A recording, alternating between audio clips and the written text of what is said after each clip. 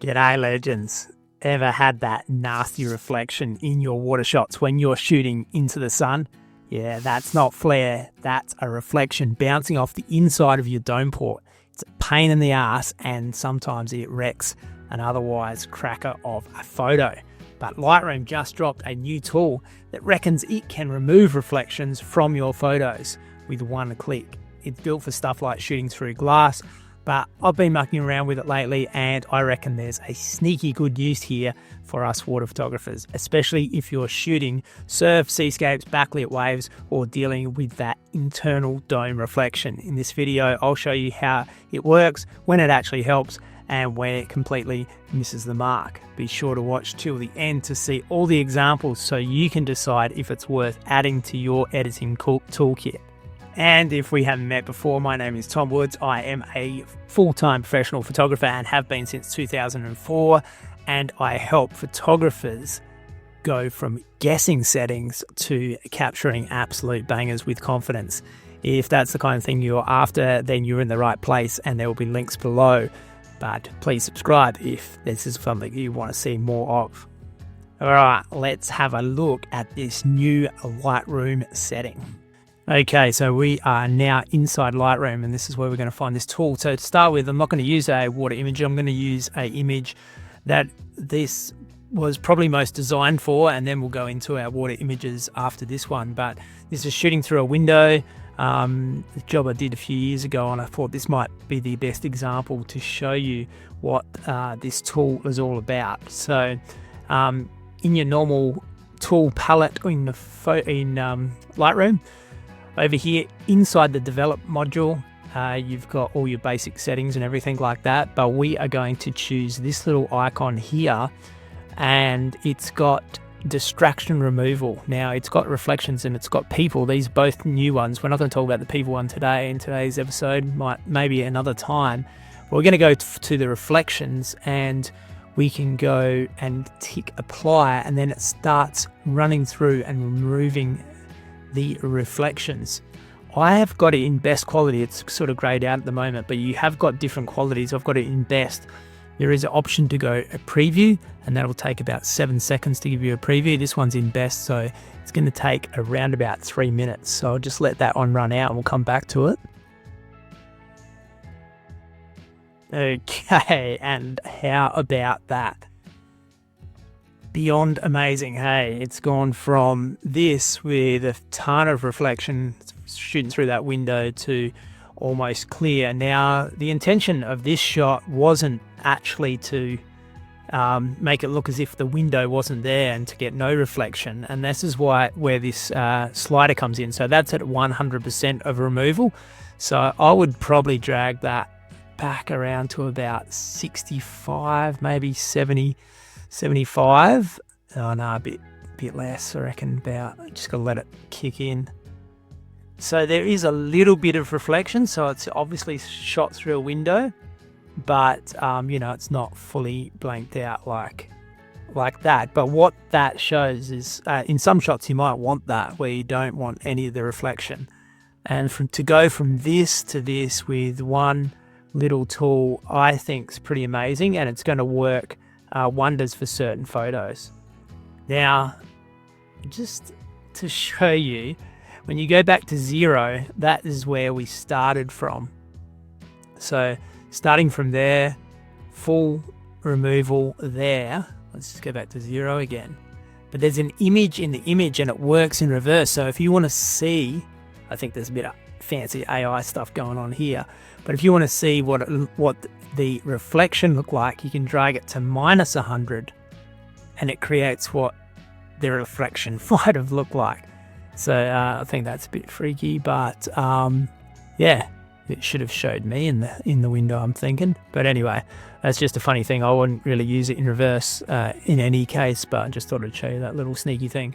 But yeah, I think with this one, I'd probably, if I had my time again and I wanted to produce this picture, instead of that, I would probably leave it at around about 70%.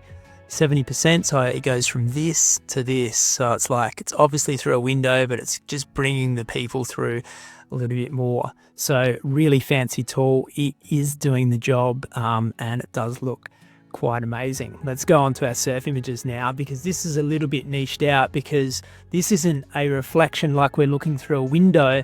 It's sometimes you get this off the dome port. So it's the sun's coming in from my right, and it's sort of like cast a reflection on the inside of my dome and kicked back into my lens, and it's got these sort of stripes here. I'll show you in this one actually first, because this one is even more so into the sun, and it's got these little stripy things here. Now this isn't the picture I'll probably even have kept, but it's just going to show what this tool can do. The other thing is, before it took so long, it took about 3 or 4 minutes to do it, because that was pretty full on that last one. But you can go into preview to see if it even works. So if you're in quality preview, it'll kick you out a sample of whether the reflection removal worked without waiting 3 minutes, so you don't have to waste the time, which is pretty cool. So let's just apply that, and straight away it gets rid of that reflection just like that. So that's done an amazing job there. No post-production, one click of a button. So yeah, nothing more to do there. I wouldn't touch the slider in there. It's got rid of the reflection. Pretty happy with the result. So then I would then go into best and get it sorted at its best quality. Just go back to that other picture. Yeah, see how it goes on this one? This one has got like, it goes through the water, it goes through the headland in the background and white water, so it's a little bit more complicated one for it to do. The other one was mostly in the sky, so we're just going to apply that, and that's in preview mode, and you can see that it's done a pretty good job, because like without it, and then with it, it has done it, but it has left this sort of bluey effect, which I would just, and I have with this one, just cleaned it up in Photoshop with the remove tool. You can do it in Lightroom, but I'm just more comfortable. But the remove tool in Photoshop is just a basic circle around that, and it would finish the job. Okay, going back to a older photo, and this one was from a YouTube that I did showing what you can do to prevent it while taking it. That's a YouTube that I will link in the description below if you want to see that, because it's better getting rid of the reflections when you're in the camera than when out. But we'll just see if this one's going to work. I've got it in preview mode. Preview mode takes around about 7 or 8 seconds if you haven't done it, and it did a pretty good job. So you can just show you taking that lens reflection off. Now this is a common problem with dome ports, and you might have come across it, especially shooting when the sun is low in the sky and you're shooting into it. So that's done a pretty good job of that. So I would probably go into best mode and make sure that's in best mode. Don't freak out, because as you'll see, if I zoom in on that, that just looks like a soft photo, and the first time I did it, I was like freaking out, going, what's it done to my photo? Because I was only in preview mode. If you kick it on to best quality, well then it does take a little bit of time, but then your image will be sharp. Okay, so that gets it perfectly crispy sharp now that it's in best quality. So the picture is good quality. So that's just something that you can get caught out with the preview. Here's another one where you can even read. So this is before I've done the little hack with shooting with my lens, and you can even read that it's got Canon written there, or it's got the type of lens and the numbers, and that's just the reflection of the front of the lens just bouncing between the dome port. And if we go to a quick apply on the reflections, you can see it just disappears out of the sky. So we're looking at this part of the sky, and one click and it's removed. So super good tool that can really benefit your photography. Okay, so it worked for all of the shots except for this shot. It just didn't quite work. So I'll just quickly double back on that and show you how to just fix that up on Photoshop. The other ones, like the reflection tool, got us 100% there, but when it just misses the mark, it's cleaned it up a lot, but when it just misses the mark, I go into the remove tool, which is J shortcut, and make sure it's clicked on remove tool, and then just basically just trace around those little problem areas.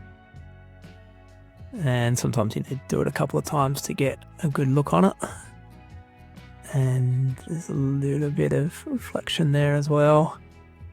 And now we've cleaned that up. That's a pretty rough job. I'll probably spend a little bit more time on that. But now we have gone from just that original one, which has got quite the marks through it, and sort of distracting and like just making the image look unprofessional. And we've got it all cleaned up now, and that picture's no longer got any reflections with it. So yeah, really cool stuff. I mean, when I saw it do what it does to this image, like just go from just like that to that, which is which is like just phenomenal.